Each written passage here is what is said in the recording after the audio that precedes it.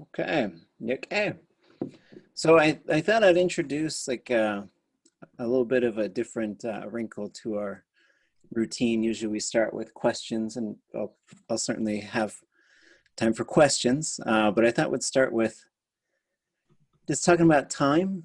And so this is sort of thinking about things in Hawaii and the way they run some of their classes, where there's quite a bit of consistency in terms of what kinds of things you hear when a class starts. And so in thinking of this, Gadu ya dis yadi you do a sock, ya dis yata ya gi dech ya gi away a khana dech ya gi away way Sunday khak aka away kleka dech ya gi away ya ya dis a joyado kleka dech ye away achtu asaku yisaku aka away gwashki akwawus wasakuati guksaye u kaguksaye ti ya yidet ye away yak kuklagus ka ziak away chaye gugink siu daku satan gwashtis kledehin dachtehin kelka ye away achtu asaku yisaku Kayata yiqaqawus one qanins wasa do a sock yatis wasa do a sock yatis Wasa do a sock dis yadi you do a sock yadis Dis yadi you do a sock yadis. dis yadi you do a sock yadis Dis yadi you do a sock yadis. yak kunyaki sawe yawahi yadis Kunyaki sawe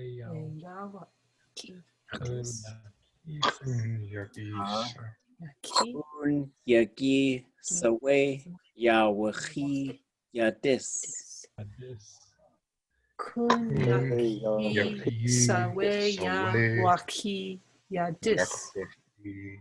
Yadis. Kahak Kadek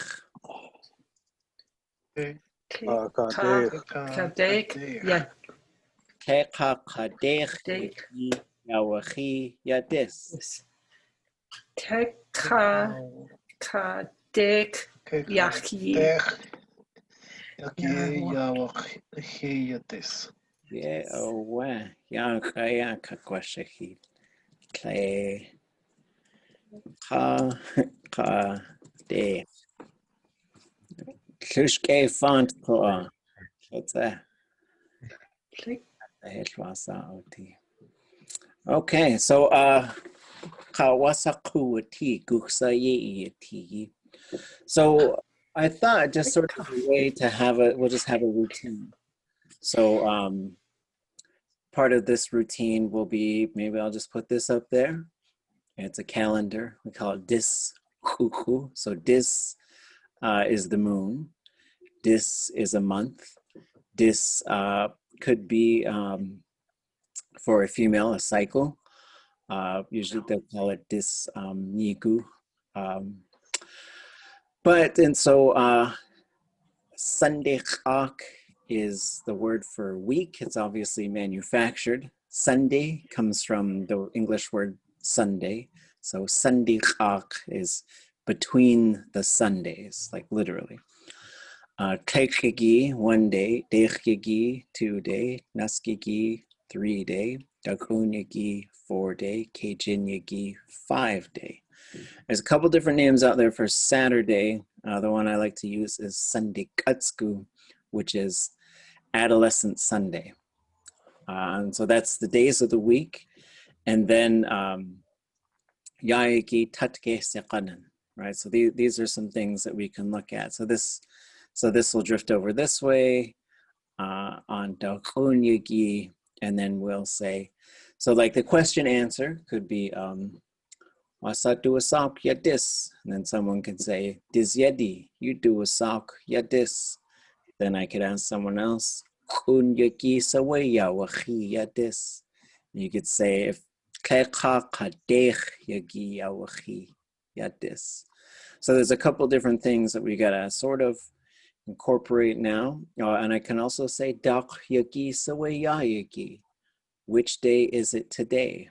So you could say dech yagi aya or dech yagi aya ya yagi. That doesn't need to be there. Sorry. And so there's a few other ways to talk about time, but we'll just sort of start with this. And then wasakuati guksayeati. How is the weather where you are? And so these are just ways to just sort of introduce a bit of a routine. Once we get comfortable with this, I'll throw the weather part in there. Once we get comfortable with that, I'll throw the tides in there. And then that'll be just interesting, just paying closer attention to the tides and to the weather. And in Hawaii, they also do moon phases, but that's one where we'll have to do a little bit of work or recreation. I know that you can say a half moon, a full moon, a new moon, but all those stages in between would be kind of interesting. I've never found terminology for that, but maybe somebody knows it out there. So any questions about, and I'll put this up so that you folks can have it. Let's see, so this one, I guess I don't have the, let me add what day. Let me add 2 more on here so we have them. So dak, so here's the dak sa, right? So with this one, this is asking a which one kind of a question. And the part can turn into a noun. So dak sa. What that is there's another pronoun that means some of them. Right, so I could say ahwaha, I ate some of them, right? And so the only reason I might tell you that is to say like maybe there's some left, right? And so this could become, in this case, yaki. I go back and forth on how I spell yaki. So dak yaki sawe ya yaki. So ya yaki is today. So when you put them together like this, that means today. So which day is today? And so I can say which day is today. And then here you can have your fill in the blank. I don't know. Oh, let's copy that blank. And then I'll say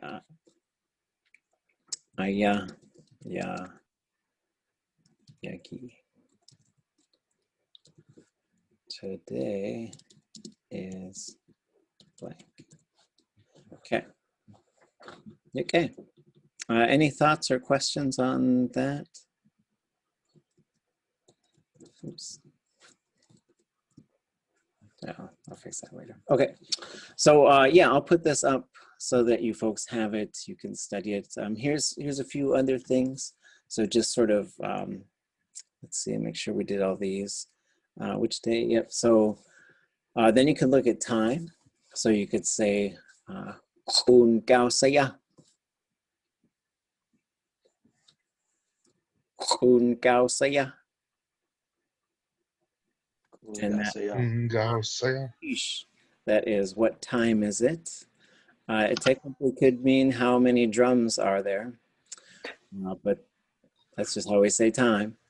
And then so now and so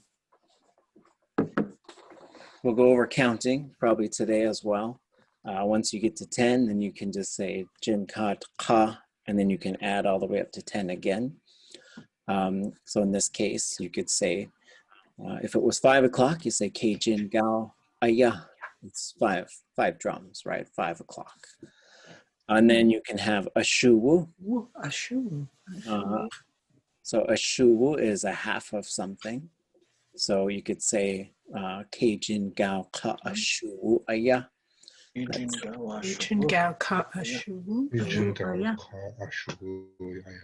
Okay, 5:30. Now you could get into minutes, which is, of course, comes from English. So you could say Keijin Gao Kada Kunjin Kat Minutes Aya. So then, counting the counting system, so Jinkat is 10, Kayaaní is 20, and Kayaaní is it's a compound. It means one person, because one person usually has 10 fingers, 10 toes, so there's 20 there. And then the old school way was counting by 20s. So to say 144, you'd say Dachadushu Kayaaní Dakun, 7 20s and 4. But the newer way is you count by tens. And so, and then you get up and you have 100 and 1,000, which of course come from English. So you'd say, so once you get above 20, it goes Nask Jinka, 310, Dakun Jinka, 410, all the way up to 100. So it's helpful for doing the day of the month, because you might have to do Nas Jinka Katlech. Then you can also say, so let's say it was a little after 6. So I could say, Klei du shu, gao dak, dak kau de hit. So dak kau de hit, it means the hands of the clock are moving out away from that time. And then gao de ya kan de hit, the clocks are moving, the hand is moving towards it. So that's what that kan de hit verb is doing. Kau de hit and kan de hit, so this means it happened. Ya kan de hit means it's in the process of happening right now. A couple others, and just thinking about expanding our vocabulary, talking about stuff, seasons change, there's weather. People sometimes like to talk about that stuff. So here, here's another example. So huaha means it has already happened, right? So you would have whatever the season is with the letter T. Means like basically to arrive. So I could say yeast huaha, which would be fall has arrived. And then if it's getting to be fall, I would say yeeste yakunahin. So there's a couple of things we're starting to watch for this ya and this na. When those two things are going to add together for it's happening right now. Just like we did the ya nagut a while ago and ya nashich. So this ya na thing has to do like changing over to fall. It's becoming fall. And then you have a couple other more kind of advanced things like shunahihi is shunahihi. It's running to its end, basically. So shuwahi would be the perfective of this. And that could mean something ended, but it could also mean like they died off or something happened, right? And then sheneshchin, so this chin part is for a season to close. And so you see it right here too, shujachin. And then you can say in the season or the day or the time. And usually you're going to have the, most commonly that's how you do it. So for example, Kayaaní, there's this one story he likes to tell, or he used to like to tell. And it starts out like this.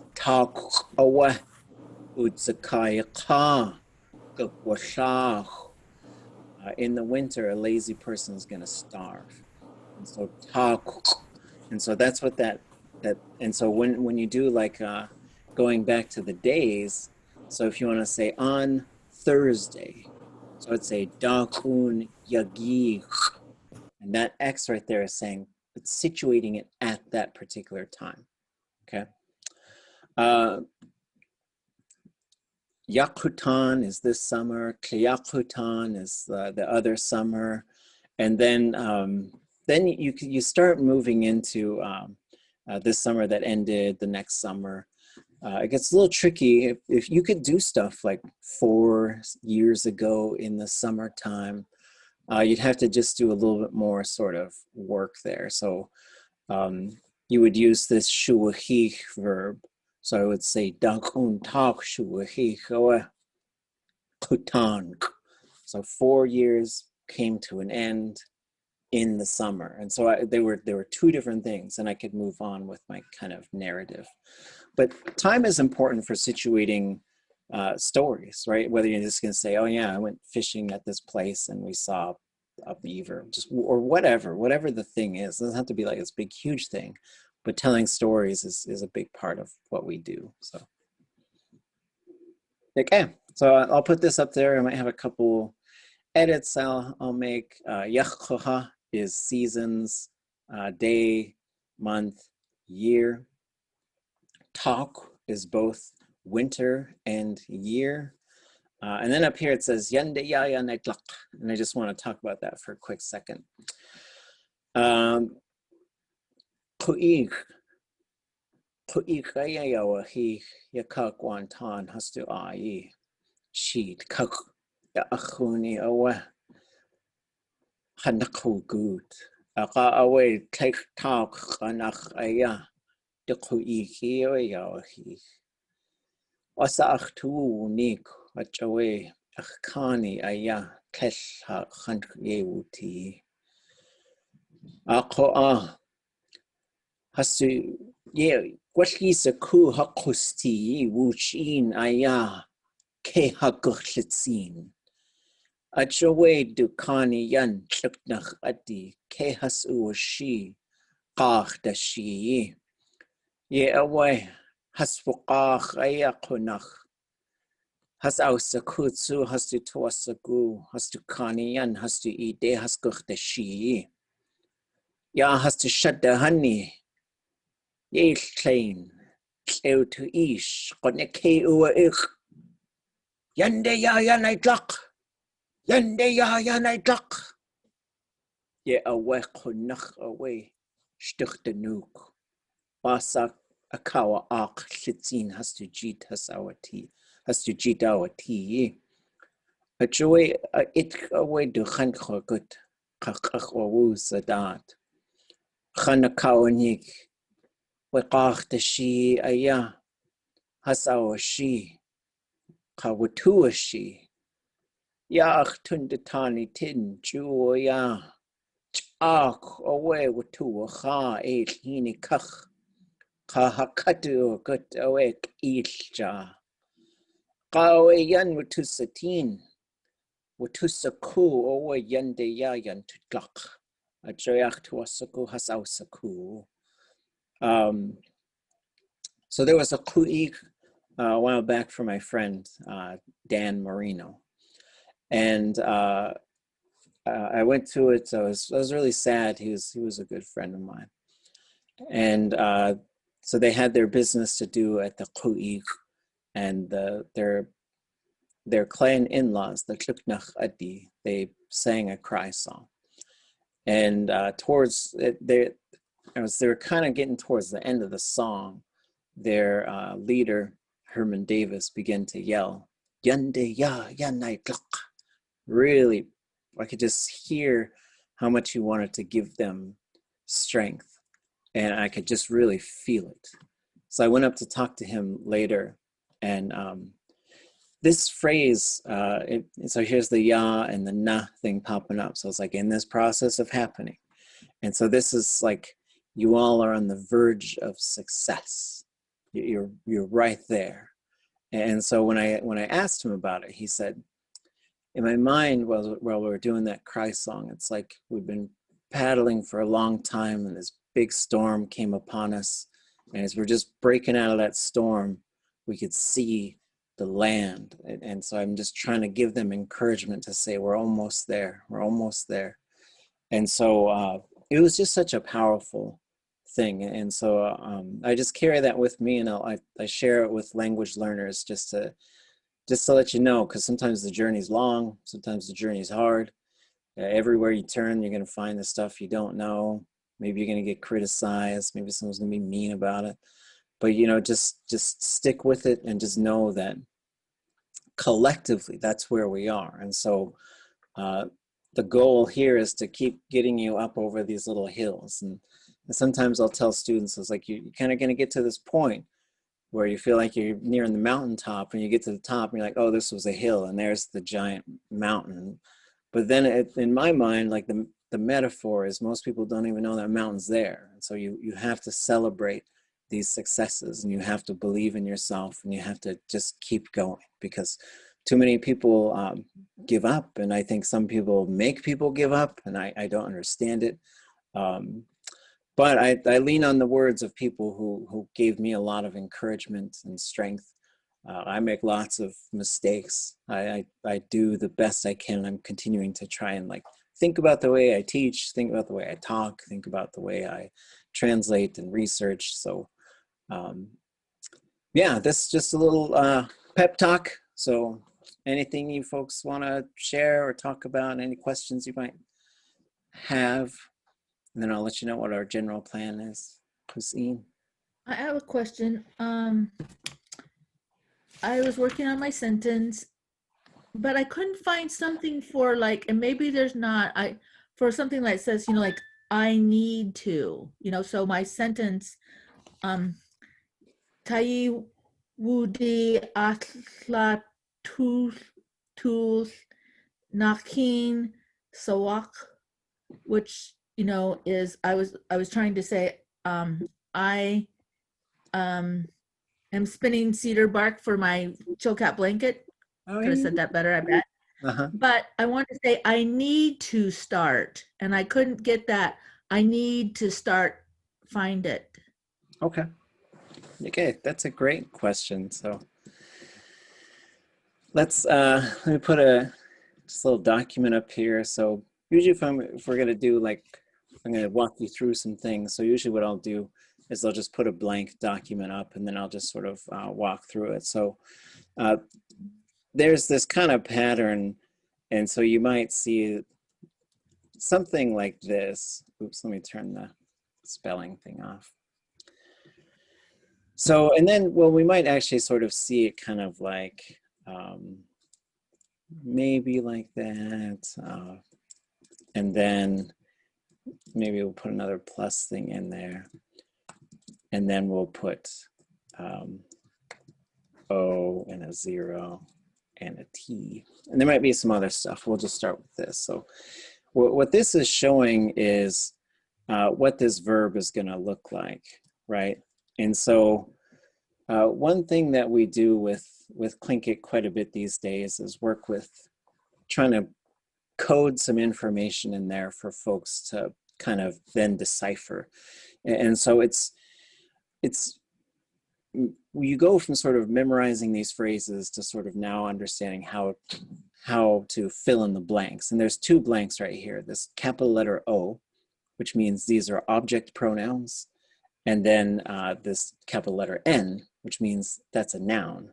And so you could put things there.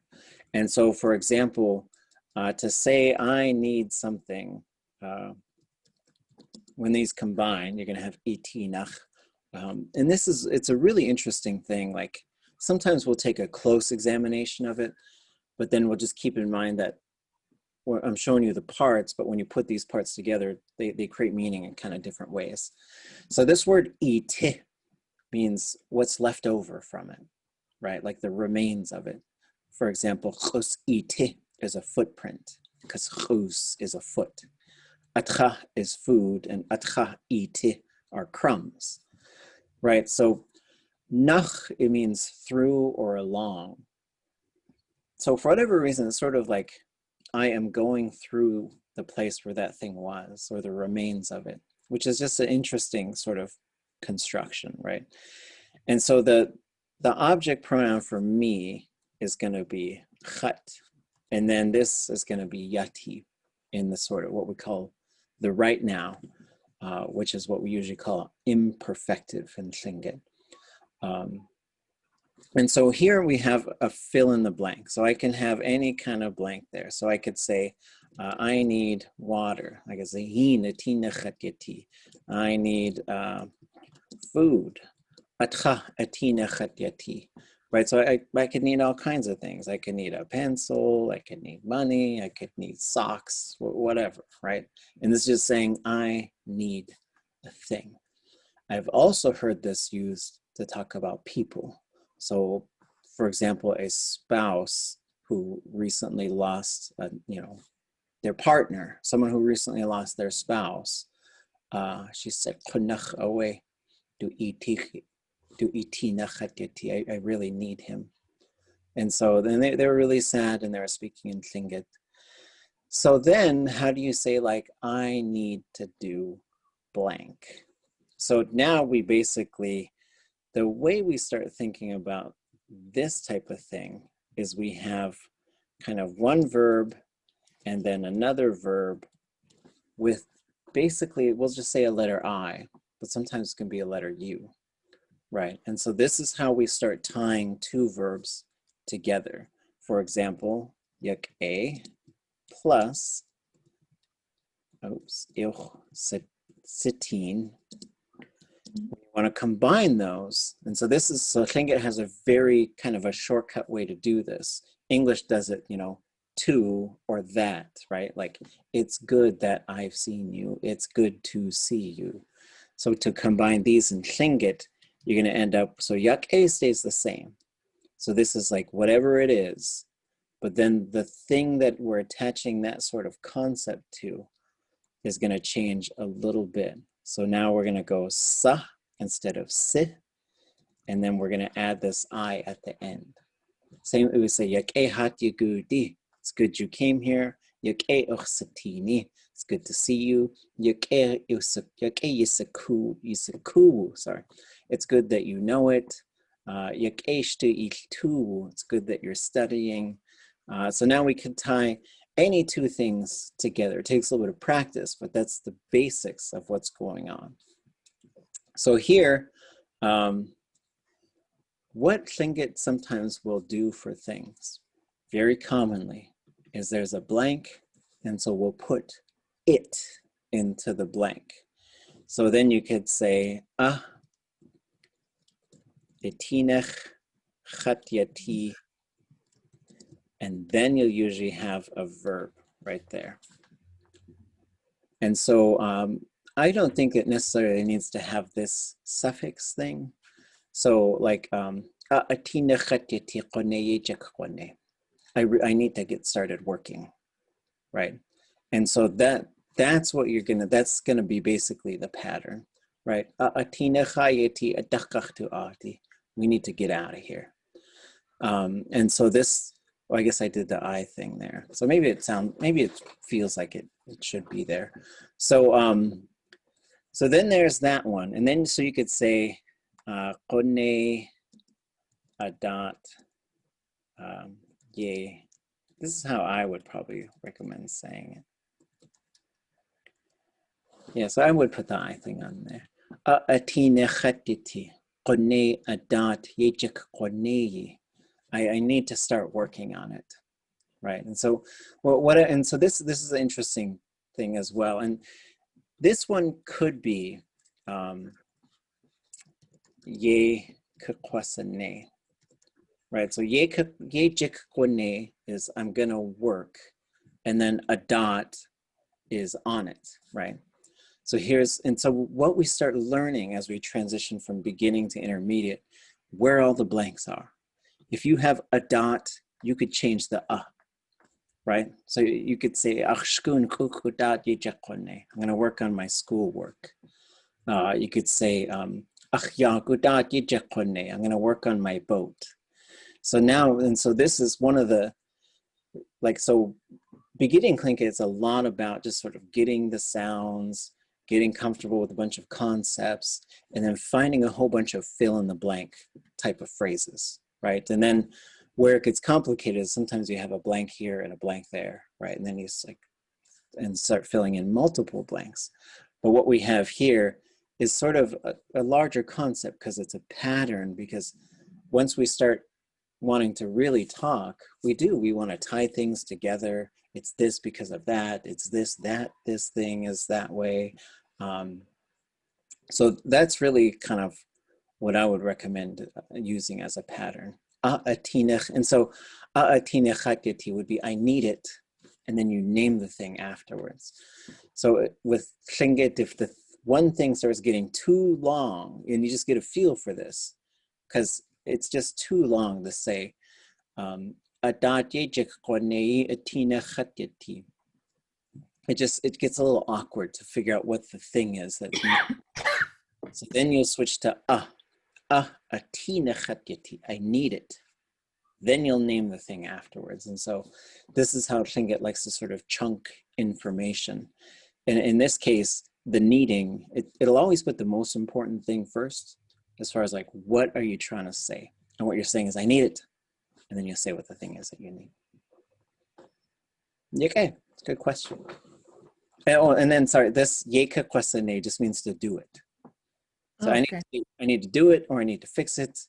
And so if I've already named something too, like if I was just speaking and it's like, ya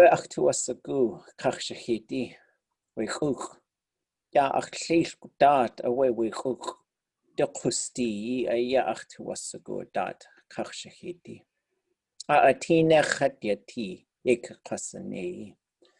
I want to write a book about my grandpa, just about him and his life. I really need to do that, right? So, and then qone is start. So that can go before a verb, and that means to start to verb, right? Qone kukwashich, I'm going to start running, right? Maybe. Thank you. Anybody else? Thoughts, questions, anything? How do you spell atu? Oh, yeah, good question. So atu it comes from a verb, so A-T period, high tone O-O-W. So that's atu.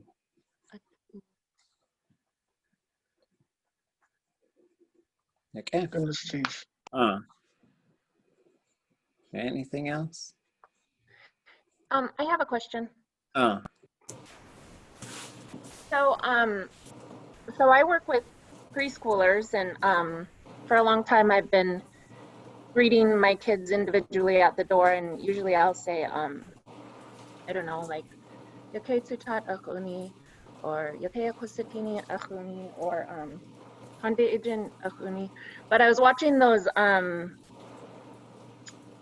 Jimmy and Susie videos, and I heard they were like addressing the audience, I think, and I kept hearing kunki and achyatki.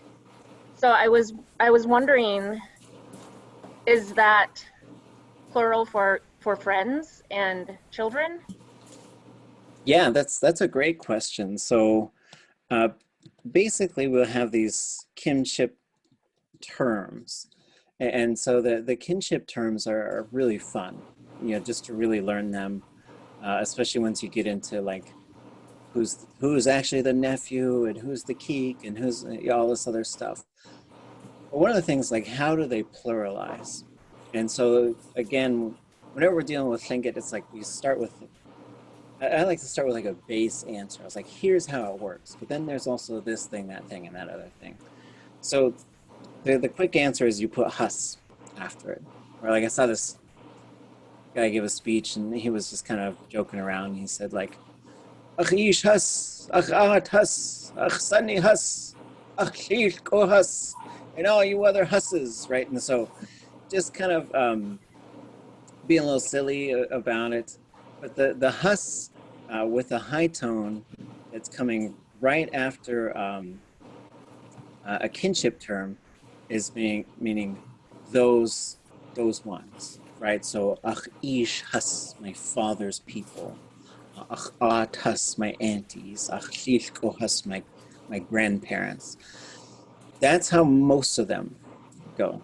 There are a couple that would have kinship and then yun. Ach kani yun, my in-laws. So that's one of them that's in the yun. Also, So Kayaaní yan.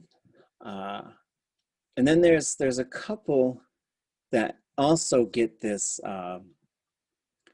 this other pluralizer. Let me try and make a little bit of room here. Let's try and go to the next page. So then there are some of them that get this plural marker, right? And so we started talking about this a little bit last week. So I could have kuhida, and I could have kuhida. And so pencils or pens, right? Cake, dogs, wasus, cows, right? So that's how you pluralize things in Tlingit. Friends, children, grandchildren will get this plural marker. I don't think there are others. I think those might be the only ones, which is just kind of interesting, right? And so you will hear people say, ach. So achuni would be my friend.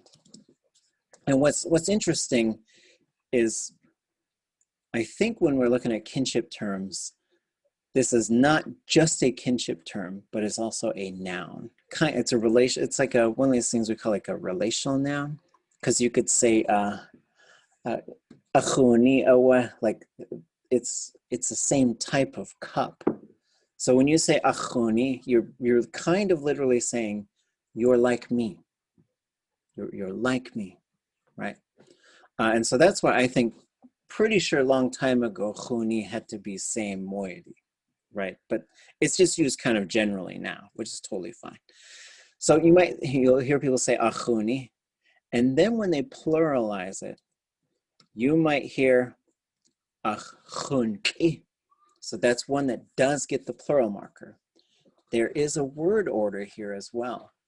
So what this shows us is that this has the possessive or relational suffix on it, which we're also going to learn about today, right? So it's good timing for this question, because you could say achgucha or achchashka, and you'd say achchashka achgucha.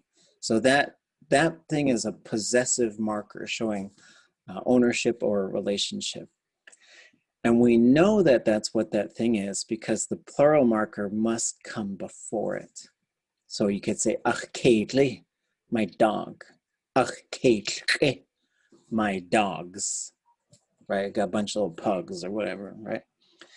You will also hear people put either yun or hus on the end. And this is one where it's like super flexible. I don't know if there's kind of a rigid rule. I like to say chunkiyan, just because it sounds right to me, but I've heard people say chunkihas, and I don't think that's wrong. And I've heard people say chunki, including speakers of incredibly high fluency, which are on the puppet videos. So to take this a step further, yat is child, but it never really appears on its own. And so this is another one. We're going to see this pattern too. Ach yedi. So it gets a possessive marker on there. It is on there, and we know it's on there because it could also become ach yedki if you got more than one. That's how you pluralize the children. So we see it's following these kind of common noun rules, because kinship and body parts don't usually they don't follow these same rules. Like we don't say hajin, we don't say that. We just say hajin. And we know we're not sharing a hand, right? We know that's talking about our hands, right? And so, and dechhankiyan, like that one too. So that one gets the and the yun, right? It's really interesting to sort of take a deep dive into this stuff. And then I'll show you folks one more, because this one is important. So if you're dealing with kids or stories or anything like that, I'll go back on here and put some translations, and I haven't been doing that. So has anybody heard atkatsku before? And can anybody tell me what that translates to? I've heard like grandmothers saying it to their grandchildren. Mm-hmm.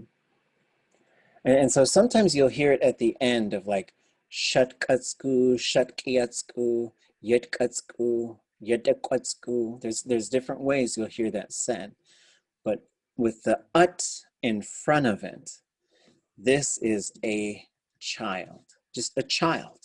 So if I say atkatsku, oh wait, there's a child over there. And it's just a kid. And so you can also just say kid, like some kid, right? And so the plural for this one is atyetki or adetki.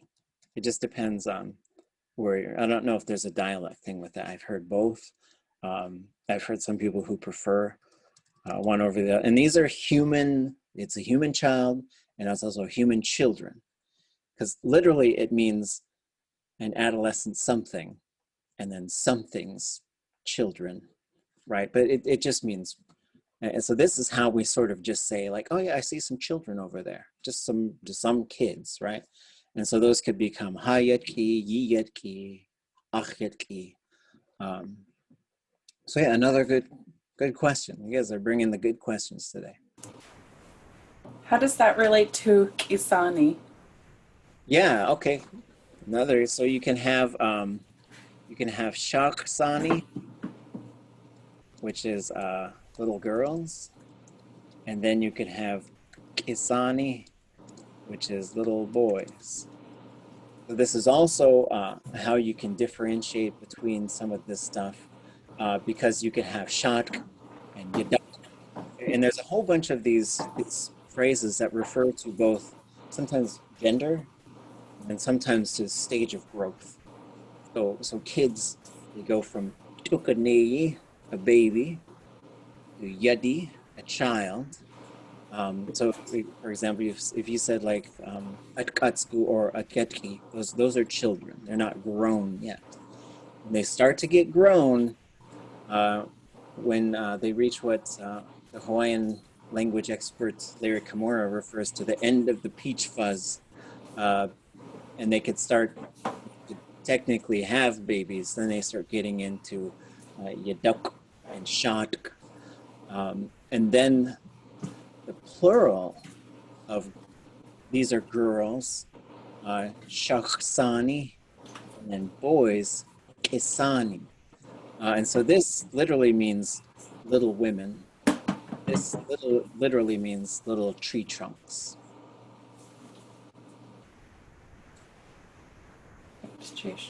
Oh. I have a question in regards to Ahuni. You're talking about it may have been people of the same moiety at one time. Now, I might be saying this wrong, but it made me automatically think of Kayaaní. Is it Kayaaní? Yeah, take Kayaaní. That would be like all the ravens, right? Mm-hmm. How does that work out like that? I don't really know, but I've heard take Shangukidi for all the eagles. And I don't know, I've heard that. how either of them work, but I do know that that's commonly what they're referred to as. So that Kayaaní, I never heard like an explanation of that one, and whether the Take Shangukidi is related to like the Shangukidi clan, and I think it's kind of different, but yeah, and so like that's where I think of in an old school sort of mentality, you'd say Kayaaní for when you're like, let's say we're talking at Ku'ik, and I was just sort of making some kind of announcement or something, and so I would start with Kayaaní. So I'm going to talk to my opposites and then tell them something. And then I might say Kayaaní, and then I'll bark some orders at, whatever. The people who are, the folks who are the same as me, and just for good cultural protocol, always address your opposites first. Lift them way up. Don't talk about how great your people are doing, right? So if it's a ku'ik or something, even if everybody worked hard and did a great job, go tell them later. But if like, let's say we're shukachadi and I'm at a shukachadi event and I stood up and said, boy, you guys did a great job. Like that's actually, that's not a good thing to do, like stand up in front of people and say, it's like you're bragging about yourself in front of everybody. But instead you always address your kaniyan, those opposites. And there's a very sacred relationship that does exist there, especially your father's people. But yeah, good questions. I was gonna say Louis Shotridge actually wrote about those too, Kayaaní and the Shungu KD, but it's still the breaking down of Kayaaní never made sense to me. Yeah, it would be the things of some place called I'll have to look. I'll see if I can find anything. That's a good question. Sheesh, I'll send you whatever I have. Okay. Sheesh. Okay. Let's see. Anything else? Or I know, let's see, we talked about a couple things, naming plants and puppet videos. Which one do you guys want to talk about first?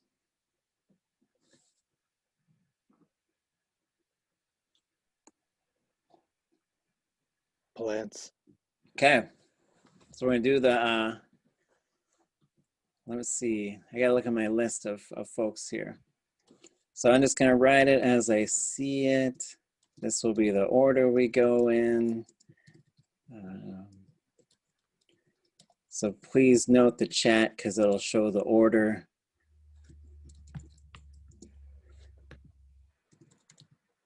And so we are going to name plants. We are going to try to not name the same one twice. So if we do, no big deal. But one of us will say Deo tua ach, which is we've already heard it. And then you'll have a chance to think of another one. There's gotta be an easier way to do this. Okay. And just so we're clear, trees are plants, berries are plants, grasses, mosses, those are all plants, seaweeds are any kind of any vegetation, but Kayaaní and os, I'm just gonna take those right off the table. That's just too low as far as the low hanging fruit. And we're gonna try as we do this to not use English, so try not to break off into this explanation of what happened, but instead just, if you need to know how to say, oh darn in Tlingit, we can work on that sometime later.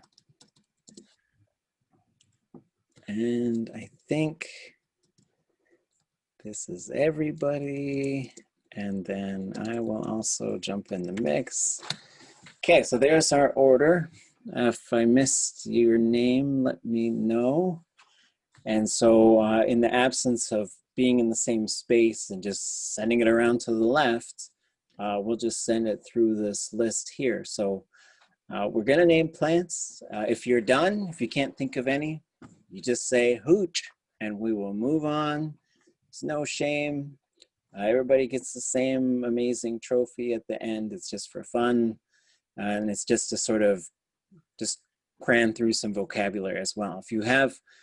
If you would like, keep it in mind or take a note. If you hear something and you want to know what it translates to in English, just make a note.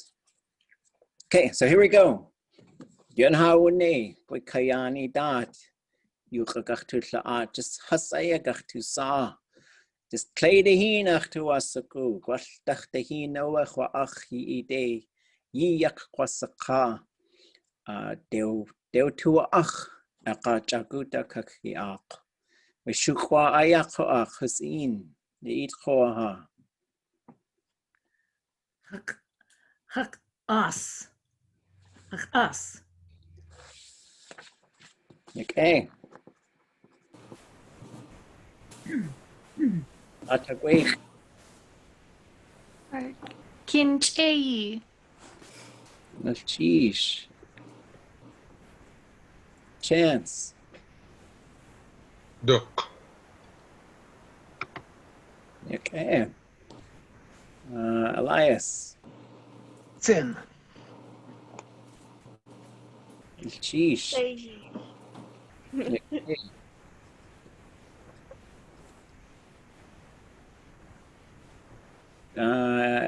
Erica, eat khoha. Douche. Okay. Gosh. Hotch.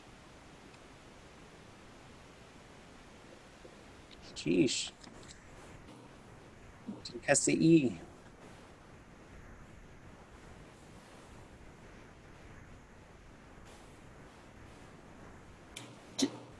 What? Yeah. Oh, Yana 8. Okay. Justina. 16.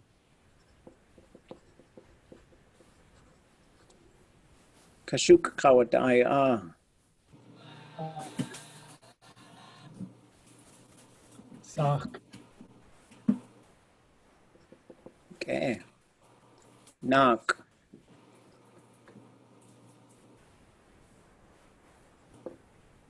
Canada. Sheesh. Shawatlenk. Okay.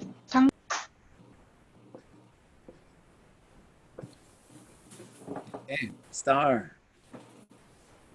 Wisconsin Clego.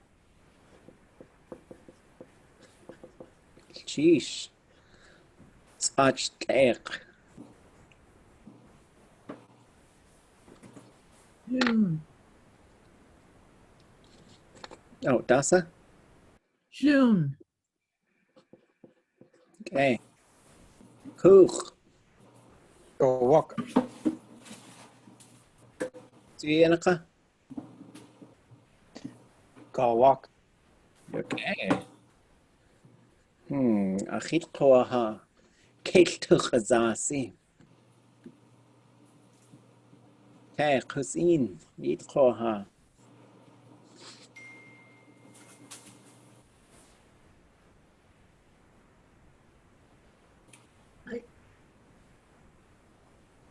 Um,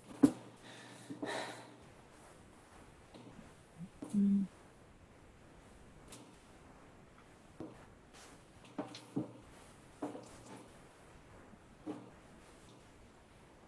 us. Okay. Atagueki. Oh, at Dai. Okay. Connected. Ah. Sach. Okay. Elias. Hey, Sheyega. Deo tua ach. Nechu. Oh, okay.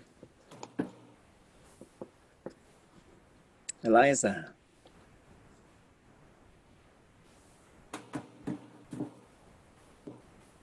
Dish.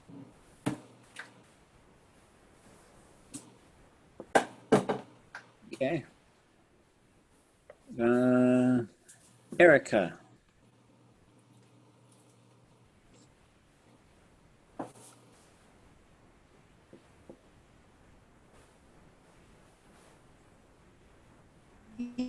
Justin. Tuyenaka.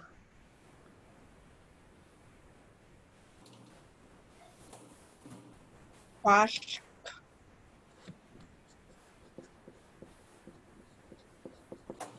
Okay. Gusa.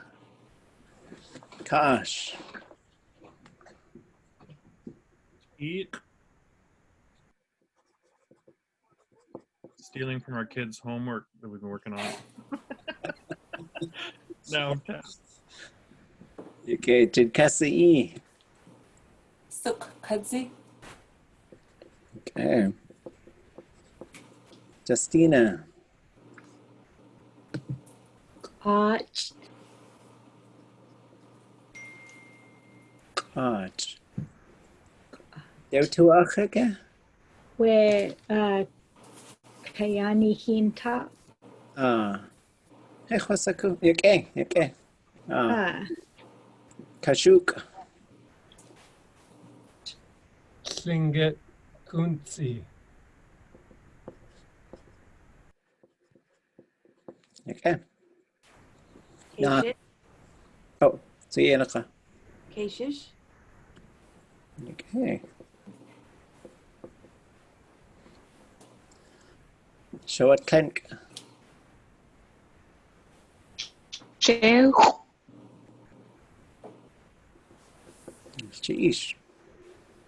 Star. Tukan. Okay. Achek. Yes, taki.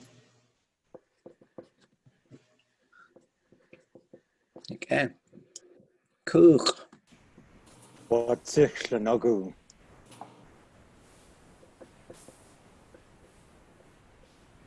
Khetko. Daka sa achtuasaku. Tsikka.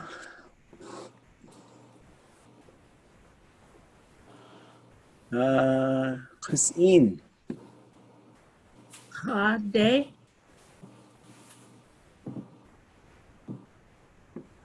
Okay. Atagwik. Um. Yes.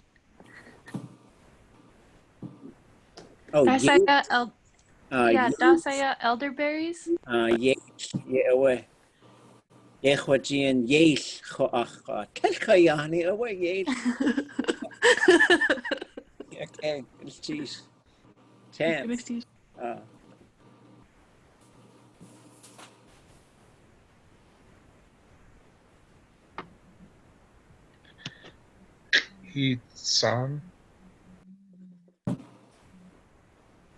Itzan. Itzan.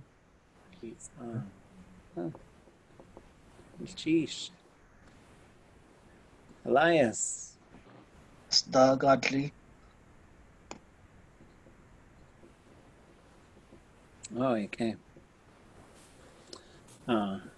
Eliza. And Shayi. Ooh, deo tua achkoa. Chakutadke.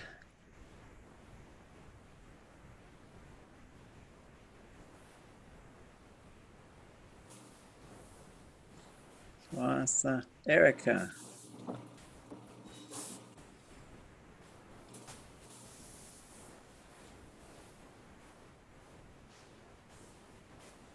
Ciao.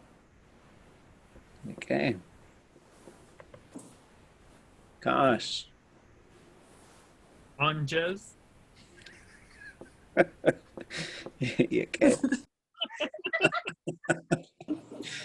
Jekasei. Subtate? What?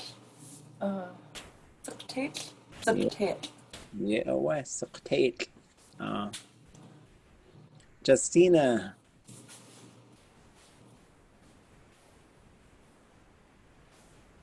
Hokuchi. Hokuchi.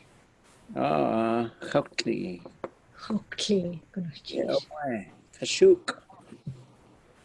As Yadi. Okay. Knock. Kahwe. Kahwech. Gwal kahwe. Kahwe. Okay. Okay. Show it clink. Akask.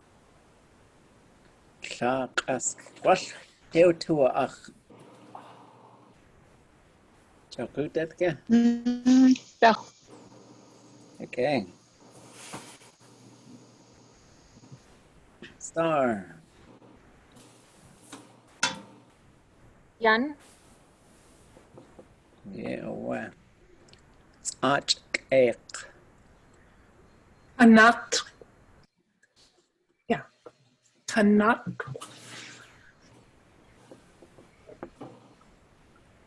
Kook. Klegu.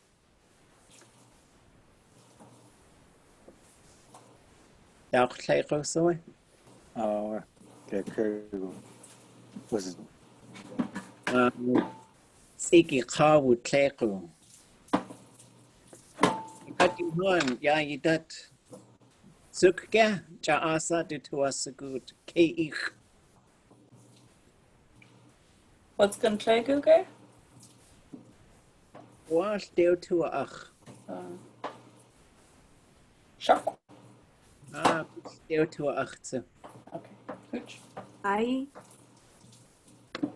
Hi. Gwalli. Chai. Echwaach gwal chai. Cheek. Cheich, okay. Kech yadi. Tuachke. Dachasatsu. Chatlikat yuhan. Jadisa de tuas. Tink. Once. Oh, kunst, okay. Yeah, well, Negoon. Nigun, okay. Suk. Kun.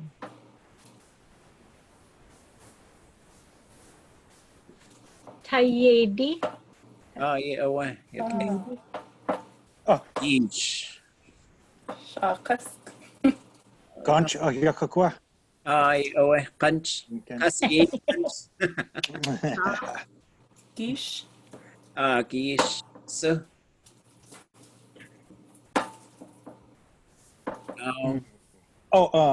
Kahak. Okay. Sechwani. Okay, Johan. There was lots. Dasa? Kwasiku. Do. Hot. What's I do a sock? Red seaweed. Kach. Yeah, well. Hot. Yuck. I Gonna might have heard sheesh. that one 2 or 3 times. I'm not sure. Oh.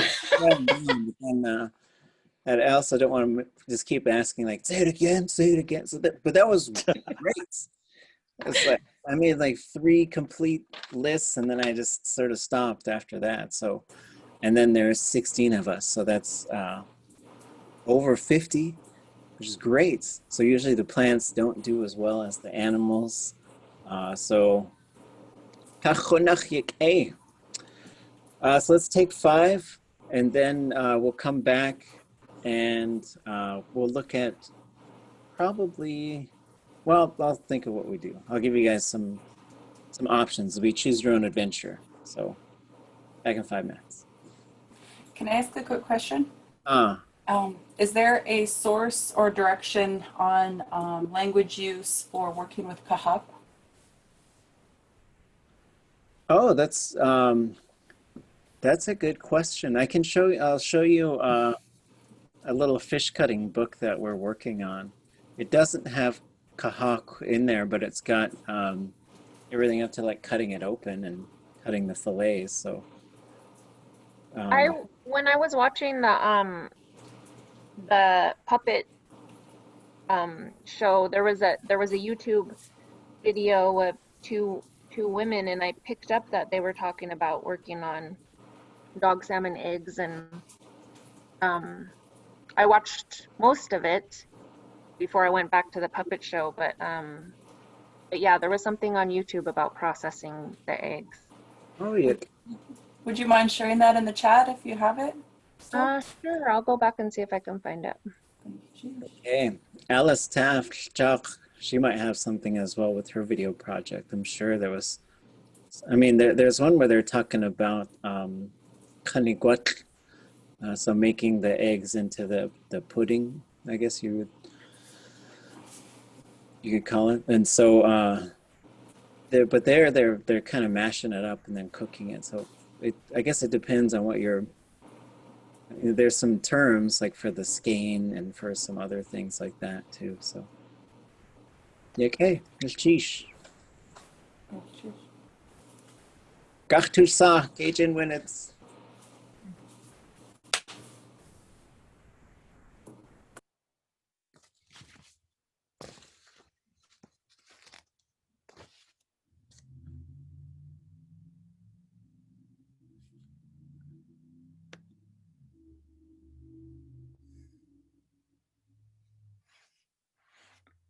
Eight.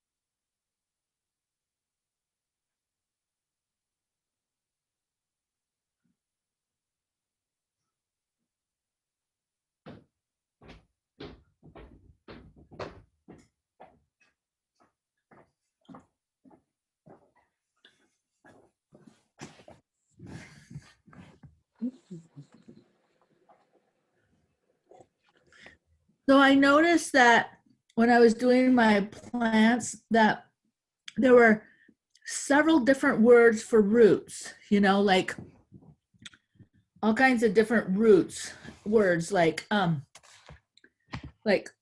su'u and then ashadi, kakadi, hot, like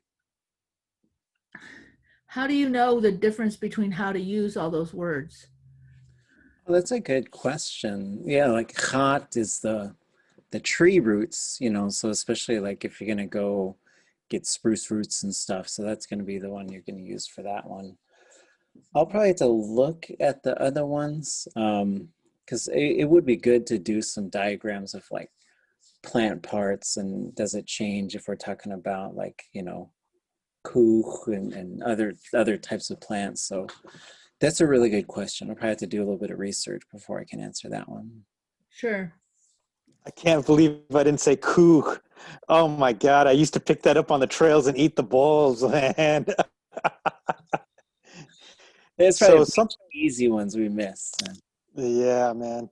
So there's something I always wonder, listening to you guys talk before a break, is we have a word for fermented salmon, you know, like fish, gink, right? Mm-hmm. And we make gink here.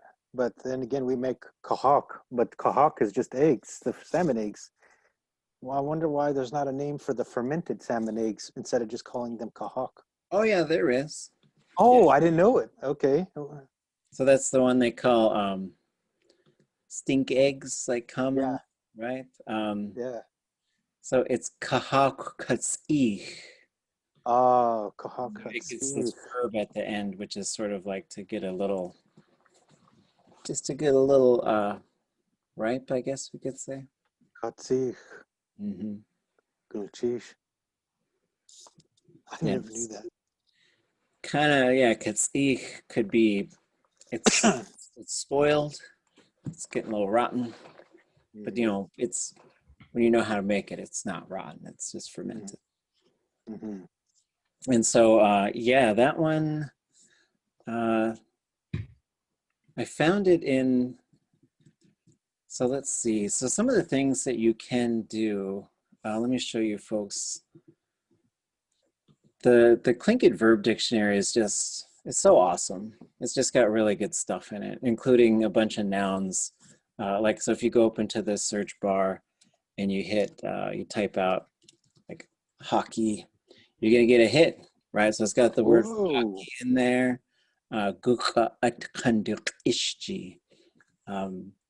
Batting around a can, right? And so then we can type in eggs and then just see what comes up. And there's going to be a bunch of stuff, right? So depending on what kind of software you're using, what kind of computer you might have access to, the way you interact with the PDF document might be a little different. But here we've got like to break an egg, and then we can hit next and we get the cold burst them. And that's talking about raven eggs. They lay their eggs in the winter. And then here we get, oh, there it is, that Indian cheese, right? So then we get Kahitsi is the name for that Indian cheese is what they usually call it. And so then we can just keep going and we'll see. So here's, this is the verb for cooking herring eggs, right? To just blanch it in the water. Your uncle will give you the look if you cook it for too long. That's what happened. Right? And so I didn't, I just boiled it and I just ruined it. That's the first time I cooked it, and then I didn't do that again. So, so the ones keep going. And so then we see to find a round thing, and there's a goose egg, and then to nest. So we'll just keep wandering through here.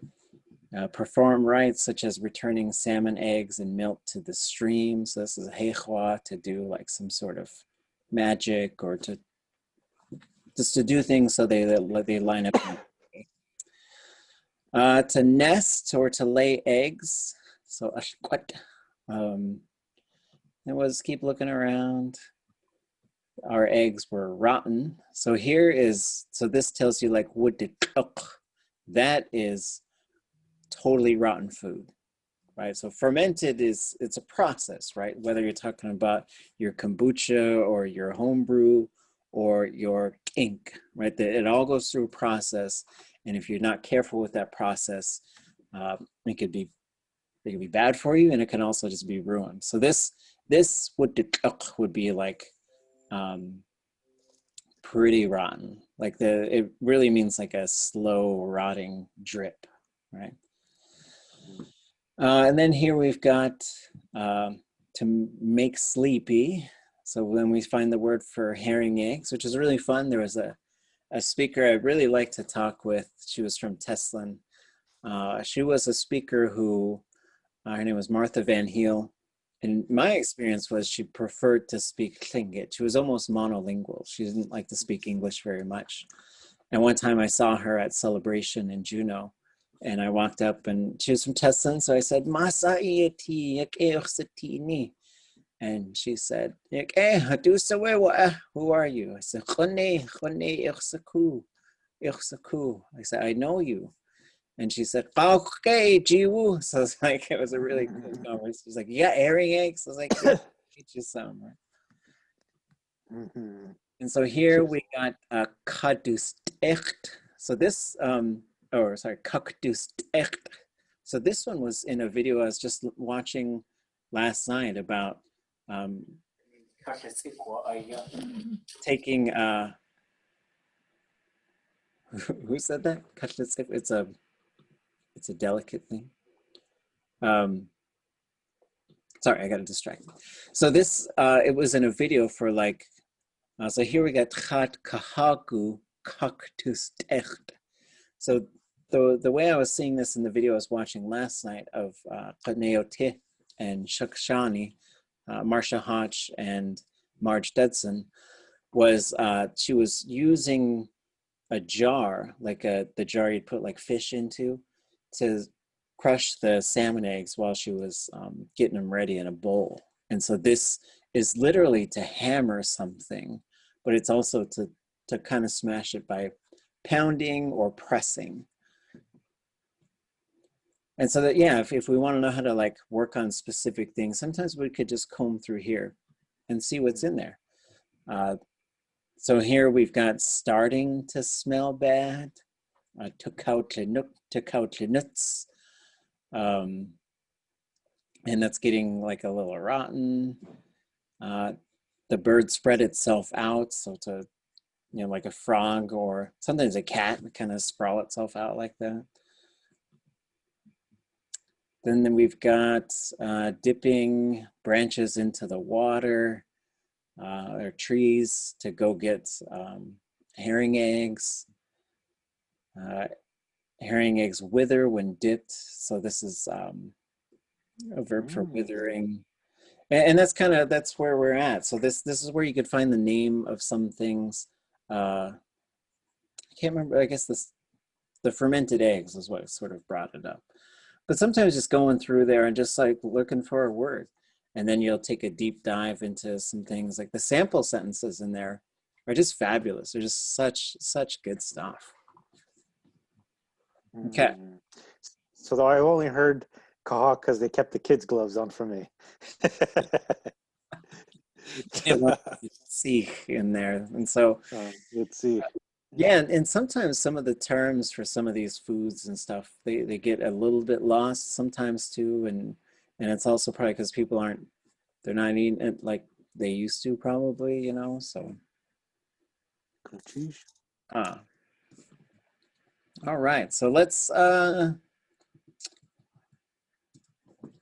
you guys got a choice. So we were going through beginning Tlingit, that chapter with the names and the clans and stuff.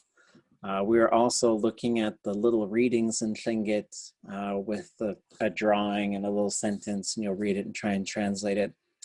And then we were doing the possessive suffix. We're getting to the possessive suffix on a noun. So we have about 40 minutes. Anybody have a preference for what we work on?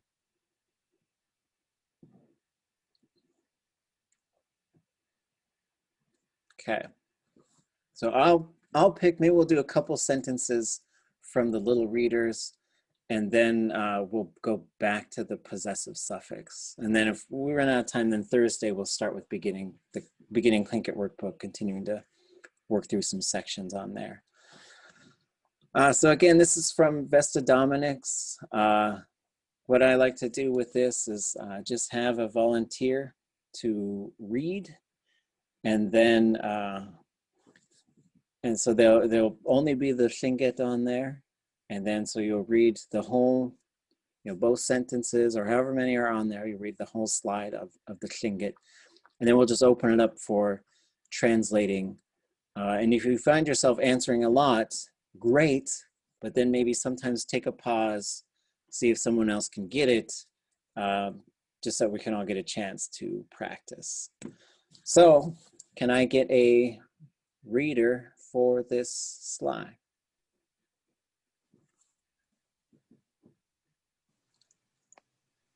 I'll read it. Achit away to tlak asichan. Okay. Achit away to tlak asichan. Let's start with the top sentence. Anybody want to interpret that for me? This is my son. Yeah, well, so we have away, so maybe like that is my son. Achit aya, this is my son. Achit away, that is my son. How about tudlak asachan?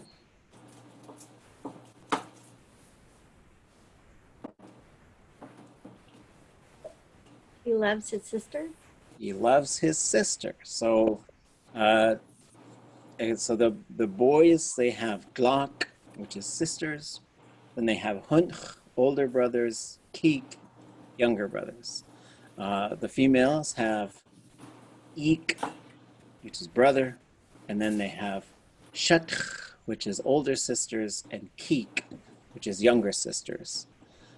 So typically, a girl, a female does not have a hunch, and a male does not have a shatch, because like the old school, the clan system, it was like within the clan, you had like the grandparents and then the parents, and then you had the siblings, and the oldest ones were in charge of the younger ones. And so of the same gender, that's usually how it sort of worked. That's what the kinship structure shows us anyway. So once we see glak, we know that should be a male's sister.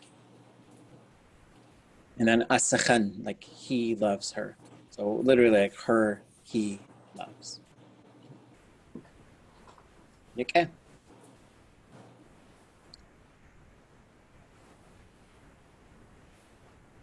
Okay.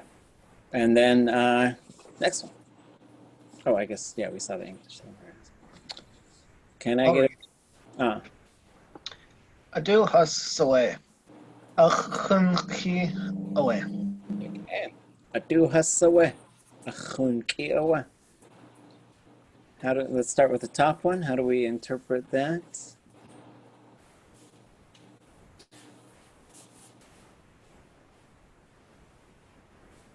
Who is that over there?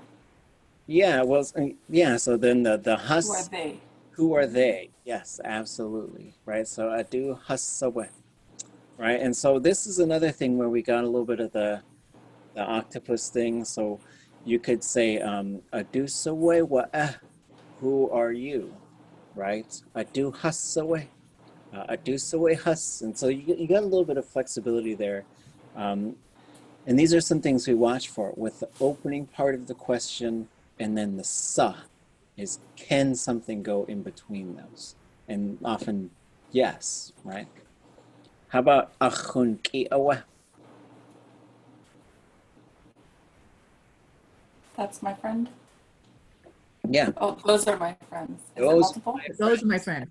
Right, so yeah, just like we were talking earlier about the pluralizing that, and so we're going to take a look at that plural suffix after this, and we're going to look at this relational suffix as well. Ach, chun, ki, awa.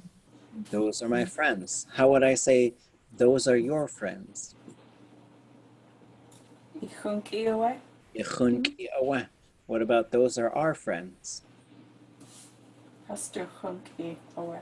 Ooh, that would be that. Those are their friends. Ha. Ha, chun, ki, awa. Right, so again, we keep looking for these fill in the blank things. This is a possessive pronoun. So you can have ach for my, ha for our, I for your, ye for y'all's, or uses. I tried to get a Philly cheesesteak yesterday. It was sold out, so I can't even use my uses anymore. Hastu, there, du, singular, there. There's been some interesting conversations about how to interpret the third person pronoun in Tlingit, because there's no gender. So you could say hu for male or female. And so it's been really interesting because in the 70s, everything was translated as he. And then we sort of transitioned to he/she or s/he. And so I've been trying to transition to a singular they, because there's just no gender involved at all. So that's why I'll sometimes say they. Who are they? They're my friends. Okay, couple. Somebody want to feed?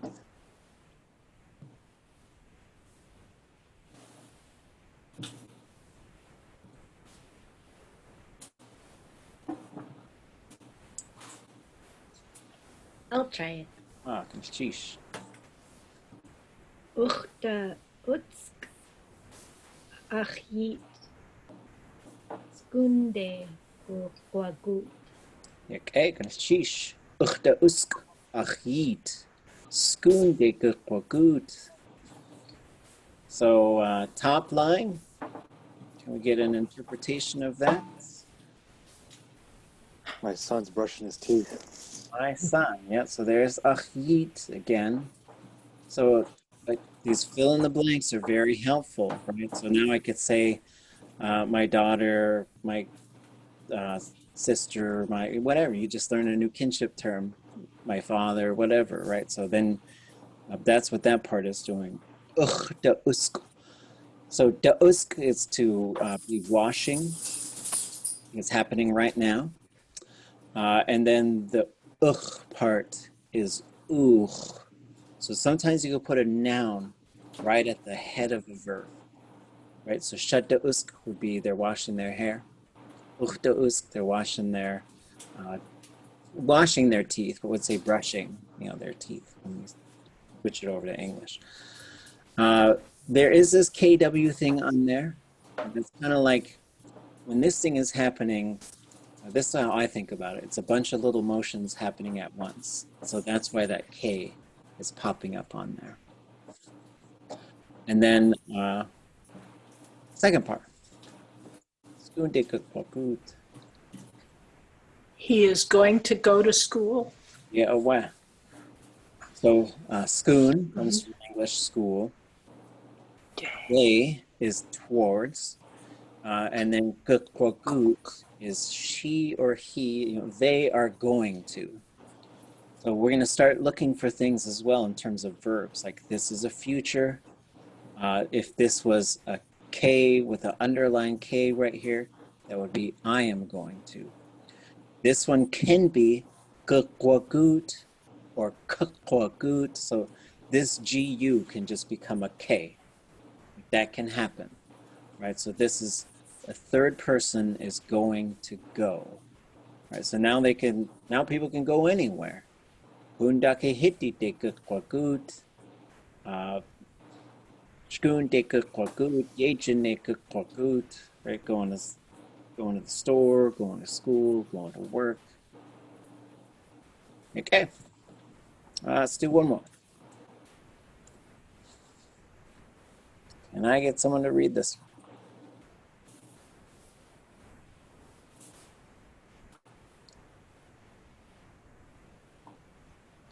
I'll read it. Oh, sheesh. Shakasyek ach kash on kade kakukut. Okay. Shakasyek ach kash on kade kakukut. But what about the top sentence?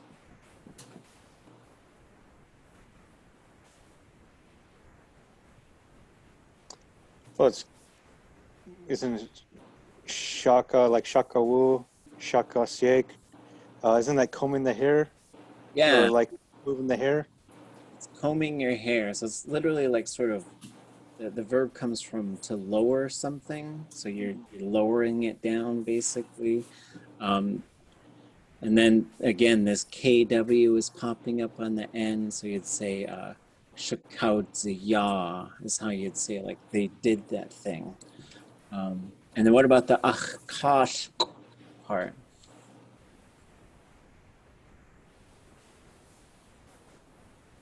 You want me to answer that one? Or? Anybody, whoever knows.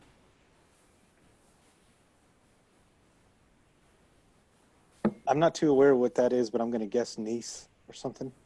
It is a niece. And then you could say keshk or kashk. Anybody tell me the difference between the two? Is it a man's niece or a woman's niece? Is that the difference between the gender roles? It's not gender, but that's a good. Maternal? What's that?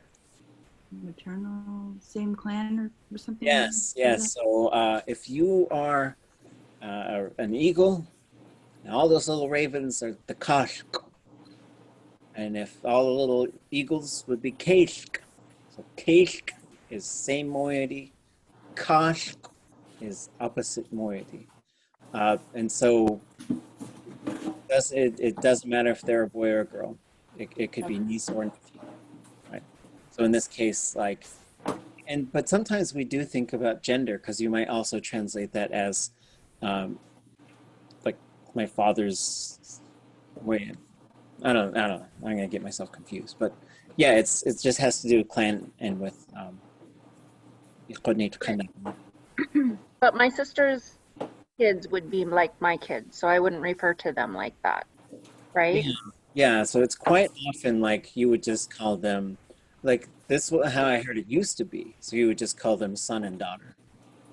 But then all the ones who are like, say, whatever clan you are, all those one same clan, all those little kids, Kahak, right? And so that's also really important, because the Kahak and the Kahak, you could tell the Kahak what to do, but not as rigidly sometimes as Kahak. And it kind of depends. Like if you're really just talking about like small families and stuff, but once it gets into like the big picture clan stuff, like you gotta be careful. Scold the Kahak too hard, but then again, they would sometimes go see your uncle, he's gonna chew you out, right? That type of thing would happen too, whether it's your sonny or your cow. How about on katik kwakut?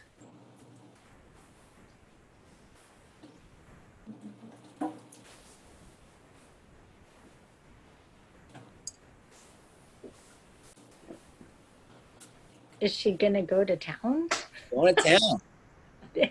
Pull that hair and go to town, right? So on is could be land or village or a big boat, and on ka usually means like to town, right? It's really interesting how that works. It just means on the land.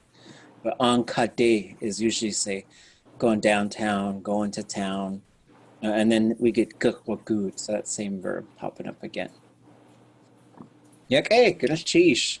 It's good stuff. I have a quick question about that real quickly. So my daughter was named Unkakhyao Duti, and I didn't really know the exact meaning of that, but now that I hear that, and what I've kind of been told was that it's like carried through town or something like that. Yeah, that would make sense. And so there's a yaudity, which is probably different than this one. And so where it does get tricky is the T verb. There's quite a few different verb roots. And so on kachtiti, or how to say it again? On Kahyauditi or Ti. Hey. On Kahyauditi. Yeah, I would expect it to go T.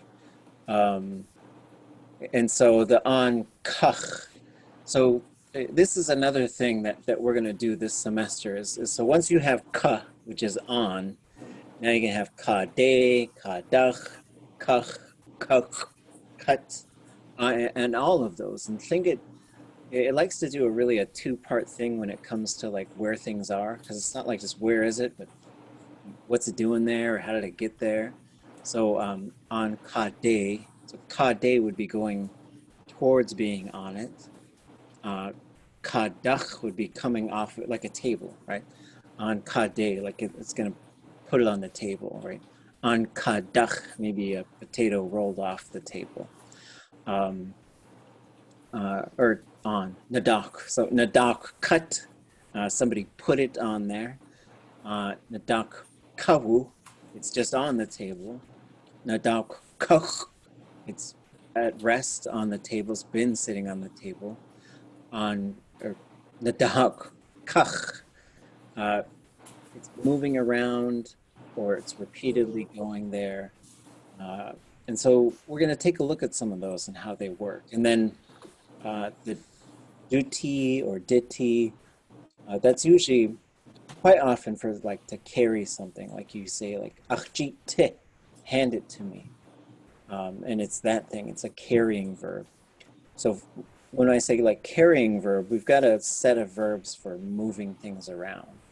And those are used for taking them places, handing them to people, giving things, receiving things. Those are all like sometimes, and there's a whole set of them. And it depends on what type of thing it is, because in Tlingit, you got to tell people, you're kind of telling them how to carry it, which is really interesting when you sort of think about it. Because then I had a student, he said, like, how do I get my dog to fetch in Tlingit? And I said, well, it depends on what you're throwing. Because if it's a ball, if it's a rock, if it's a stick, those all be three different things. If it's a rope type thing, And so for Tlingit, it's a language that really likes to classify things. So that on Kahak thing certainly sounds like through the town or along the town, around the town. And then the D-T, however that part is working, is probably D-T, and then maybe T is in there. And in that case, it might be something that's sort of you got to carry upright, maybe. Okay. Goodness, sheesh.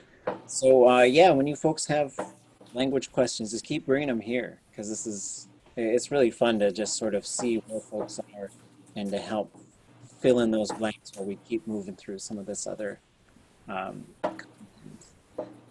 So we're going to come back to this. And so last week we left off here. So one of the things that we looked at was what happens when we make things little. What happens when we pluralize something? So we've got little house, houses, little dog, dogs, little ground squirrel, ground squirrels, little swan, swans, a little rock, and rocks, right? So, and what these are doing sound-wise, hit, kate, sashk,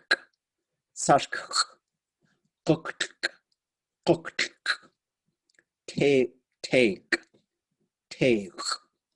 right? So they're pretty similar. So we got to really sort of make sure we're getting this sound and this sound. But then what we're going to realize is when we look at a suffix, and a suffix means you put something on the end of a word. And when you want to put something on the end of a word, there's a number of spots where things can go. And it's almost like a wheel. So like once you have something there, you can't have something else there. And these two things are on the same wheel. So you cannot have both of them at the same time. So the way that Tlingit takes care of that is by going Kayaaní or Usani. Like some of you probably have heard Untitled. And that's one of these types of things. The little children of the land is what it literally means. But Untitled is really, the way it's been explained to me, those are the high caste people of that particular place. So I live in Juneau. I live on this sort of part of Juneau where I live. If I'm saying Untitled, I'm talking to the Wushkitan. It's their land. If I'm using this the way that it was explained to me, I'm not just saying everybody. And I'm also, specifically talking about those people who were considered the higher class folks of that particular clan. So it's a good term to know how to use. Like if you go visit someplace and you want to really sort of show some respect to people, you could call them Untitled. But it's not everybody. Shawadaneki, that's fine to use for everybody. Respectful people or self-respecting people. So there are some words that do use this in very specific ways, right? So Untitled is one, and we'll get to a couple others. But so let's take a look at what happens. So I'll say it, and then you folks say it after me. So house and then little houses would be Hitkisani. Hitkisani. Kisani. and our little pack of dogs. Kayaaní. Kayaaní. Isani. Most of the times we're just doing this for practice. Like, I guess like tiny ground squirrels, sure. But if they were there, you'd say, suffixes. Suffixes. Isani. Little swans. Suffixes. Lisani. Isani. Suffixes. Lisani. And then this one is one of the ones where once you put the Kayaaní, it's actually almost, it's a different word. So we go from rock, pebbles, Kayaaní. Isani. And so that might work for, I think gravel might get closer to Cheo, but yeah, pebbles, little rocks. Kayaaní is snacks, so that's little foods. Let's see. And then you'll see these ones too in some of the place names, stories, like Kayaaní, Shaksani. It's from the same type of thing. So this is small, plural, and so little, many, and then little many's, right? And so back to the plural, we don't use this the same way we do in English. It's actually not used very often, just if you need to let people know that there was a bunch of them, right? There were a bunch of dogs there, right? But same, like in English, you have to pluralize when you say, like, you start counting one, well, I guess not fish, right? One cat, two cats, three cats. Tlingit, kijk douche, dich douche, nas douche. So you don't have to say douche. Okay. Well, let's look at another concept. And I'm just, one of the reasons we start looking at this concept is because we're going to talk about how vowels change. They change in predictable ways, but we have to note that the long vowel is long and the short vowel is short. Because douche is a cat, dush is a tadpole. So we just got to get those straight. But there could be some things that happen. Like if there was, and there's not a place, but let's say there was a place called Cat River. It would be Dushini. Right? So there are times where it can contract, right? So one of the things that sometimes we'll do is we'll just sort of blow this thing up. And so one of the things we're doing with this type of exercise is we're counting the letters, right? I like to say letters.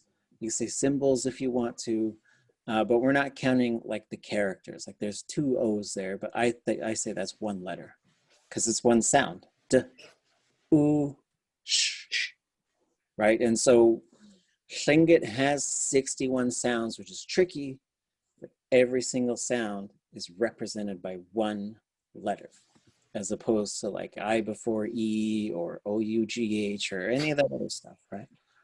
So here, three-letter word, three-letter word, three-letter word. These are all three-letter words, even hoots. That TS is one letter. And we're going to see why we sort of talk about it like this.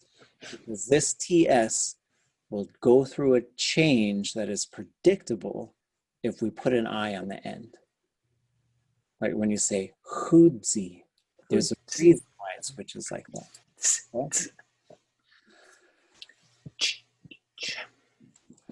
So here it is again. So we got Kate, Tzach, Ok, Shep, Yesh, Sa, Ah. And we could write these ones out. 3 letters, 4, 4, 3, 3, 2, 1. Right, so again, we're just trying to sort of think about reading and writing in Tlingit.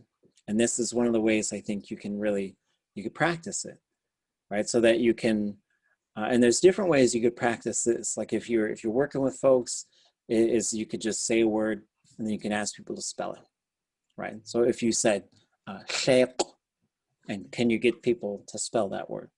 And then if you practice this yourself, so if you know Tlingit words, but you haven't been writing it and reading it that much, you could just say a word and then you can just spell it.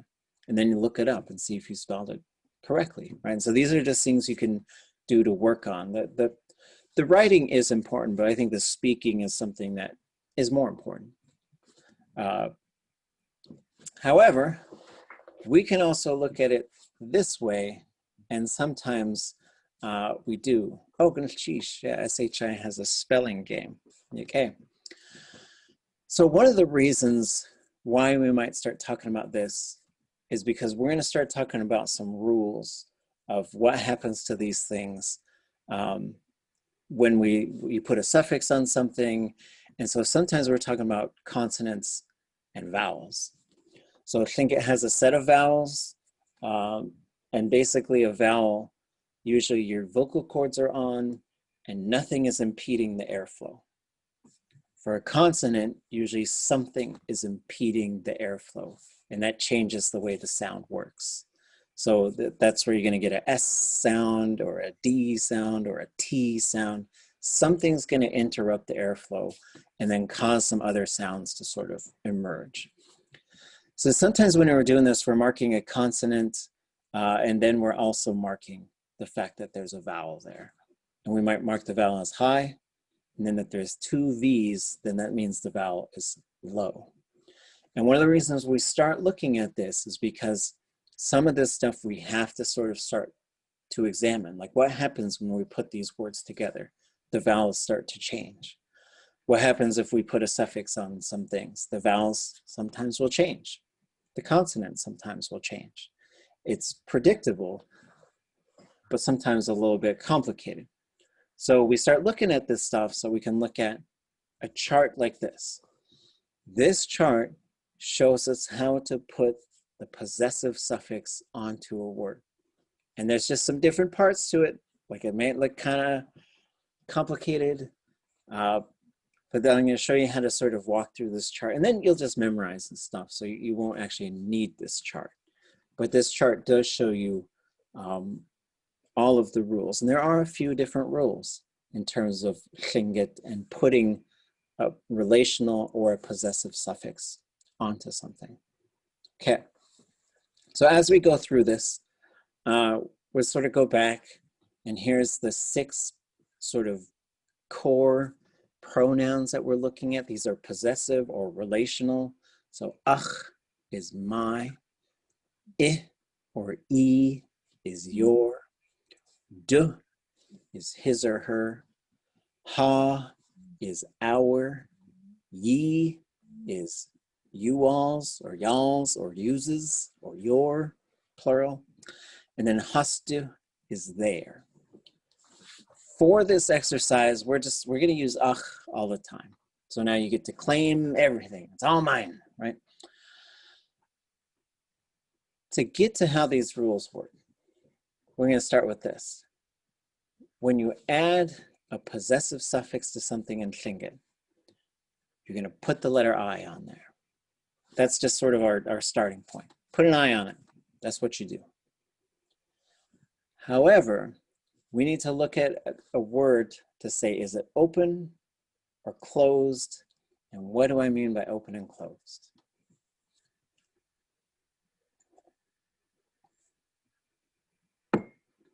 You're looking at how it ends.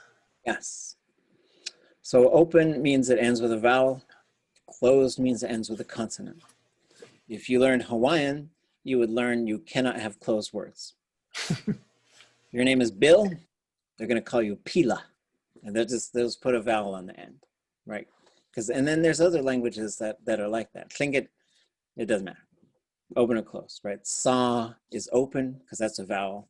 Keet is closed because that's a consonant. So that's one of the first things we look at is, does it end with a vowel?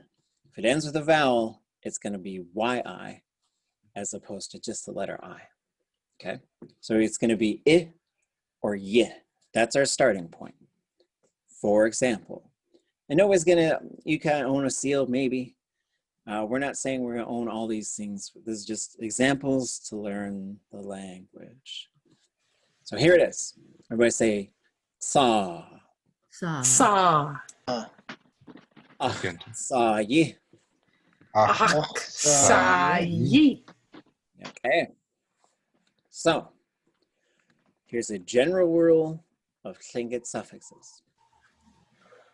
When the suffix itself is open, it will usually be the opposite tone of what's before it. So you're gonna go or you're gonna go So if it ends high, it'll go low. If it ends low, it'll go high. So that's why you have sa yi, because this one is low, this one must be high. Okay? So that's the open one. Closed means there's a consonant on there. So now we're going to add just the letter I. For example, everybody say keys. Keys. Keys. Ach kisi. Ak. Kisi. Kisi. High to low, right? So that's why it's low. It will be the opposite of what's before. Okay? So now we have rounded endings. So we can have open, closed, and then they can have open rounded, closed rounded. So what that means is this ends with a W. If it ends with a W, then you will have a U instead of an I. So instead of eh, we're gonna go oh. The only reason is because when you have this W at the end, we call it rounded because your lips are pushing forward like that. So it's hard to go like gao yi. It's just too much work for the mouth. So then it's an I or a U. Those are serving the same type of purpose. For example, everybody say gao. Gao. Ach gao. Ach gao. O to high, right? W, make it a U. Okay. There are a couple words that have rounded endings, but we just don't know it until we hear the possessive form. For example, ka, a person. Ach, kawu. So that W just pops up out of nowhere. But there's not very many of those. There's only a couple. So that's rounded. You can also have rounded with a consonant ending, right? So we're just going to put that instead of the W, U. For example, everybody say gah. Gao. Ach gahu. Ach gahu. My duck. Okay.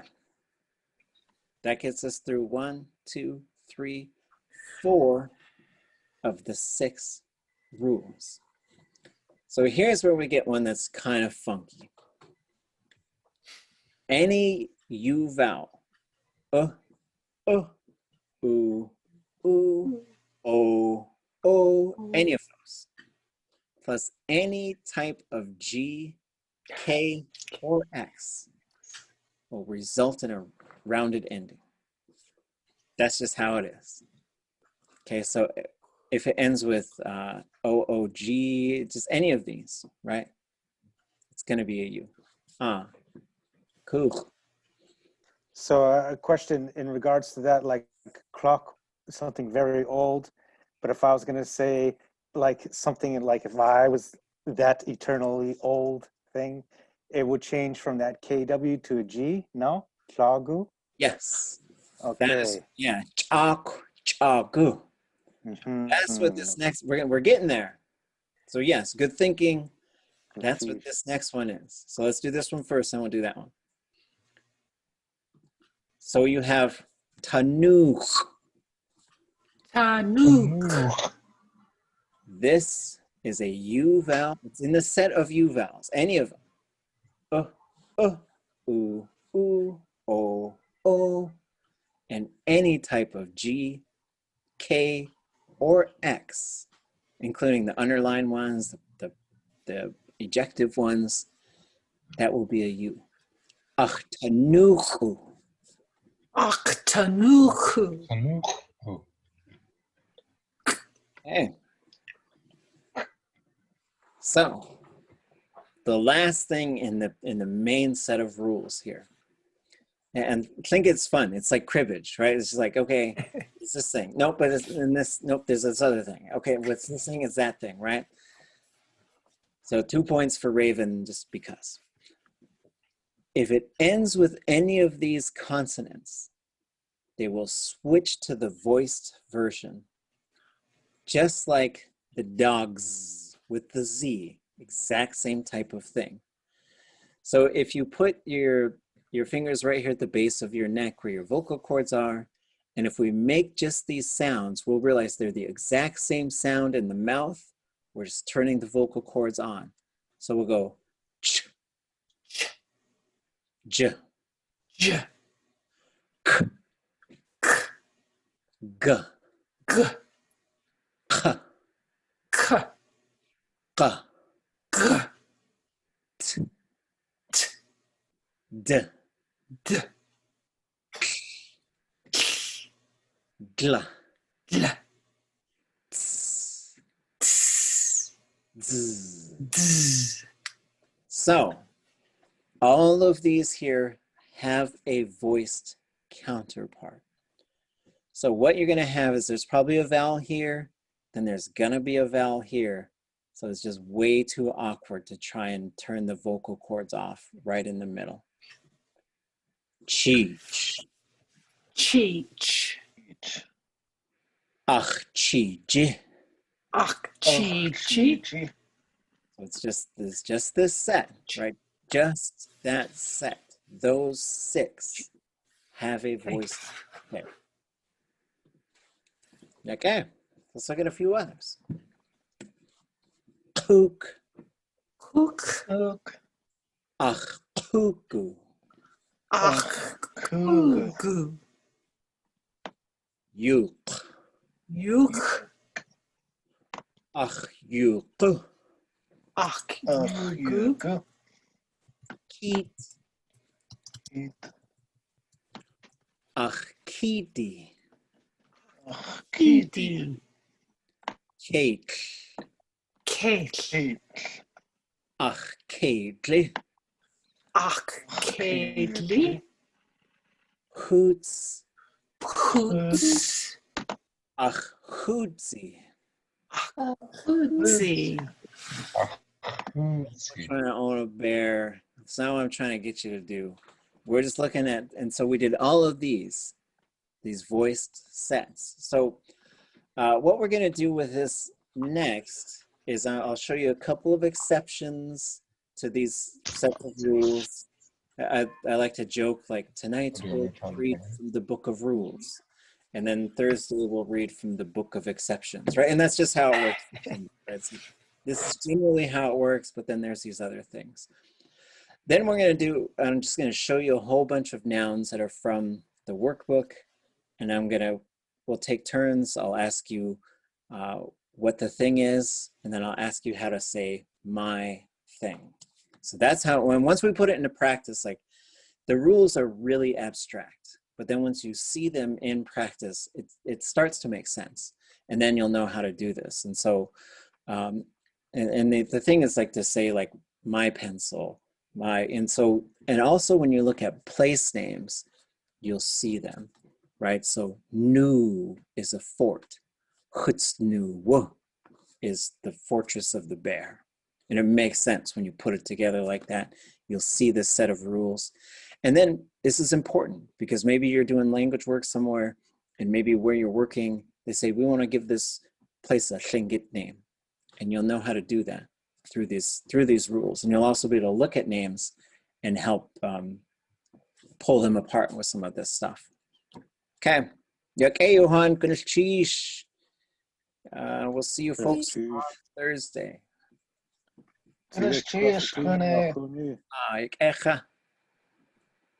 You're across the team. Yeah, quite. Sheesh.